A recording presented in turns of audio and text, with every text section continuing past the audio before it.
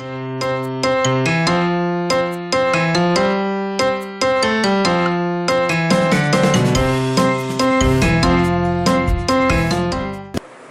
we are looking at the second sum. A very interesting sum here because we have four forces acting in random directions and we have to find the resultant of these forces. So first let us understand the conventions of forces. Suppose we have a force acting in x direction, positive x direction, that is in this direction, then the magnitude is kept as it is and the sign of the force is positive. Similarly, if we have a force in negative x direction, by convention we take it as negative. The same is applicable for vertical forces.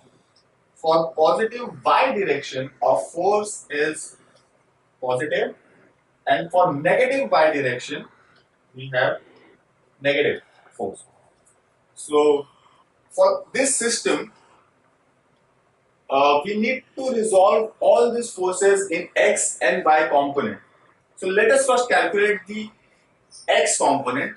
We will name it as Rx, where Rx is summation of all the forces in x direction. So when we look at this, we have our first force is of magnitude 30 Newton making an angle of 30 degree with x axis. So that force is given as 30 cos of 30 degree. The other force is, this force is positive because as we can see it is in positive x direction. The next force is 60 newtons making an angle of 60 degree but in second quadrant, that is it is going in negative x direction. So this force will be negative 60 cos 60,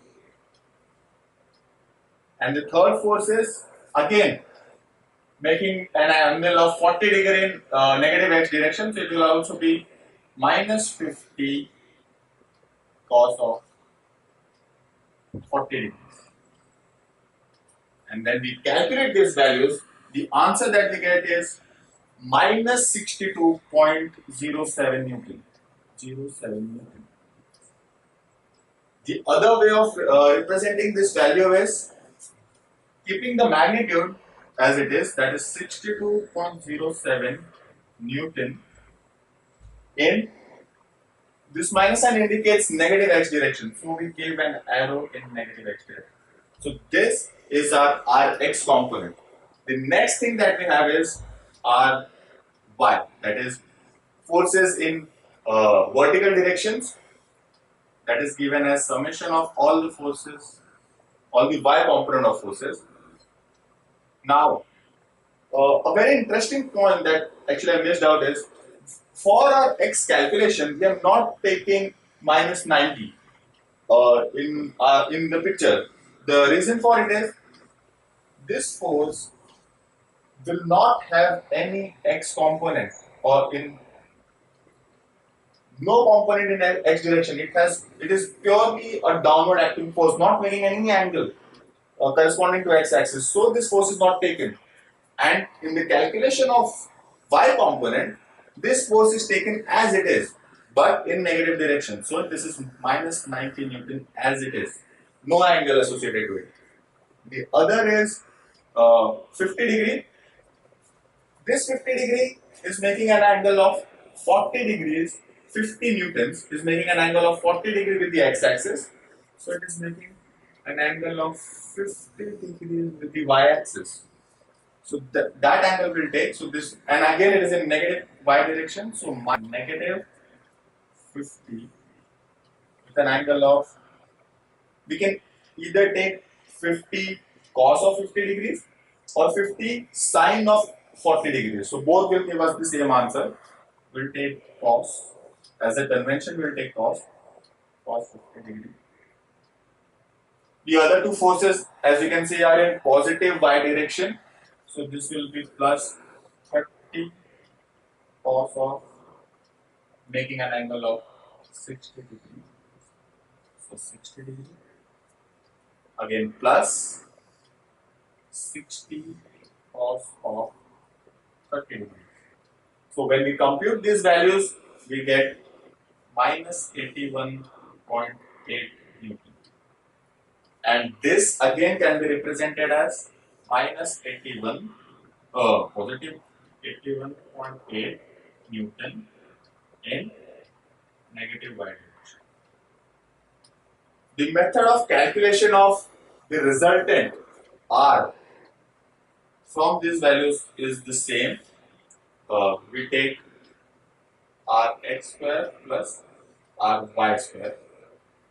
So this will give us our resultant value, which is 102.7 Newton, and the theta is calculated as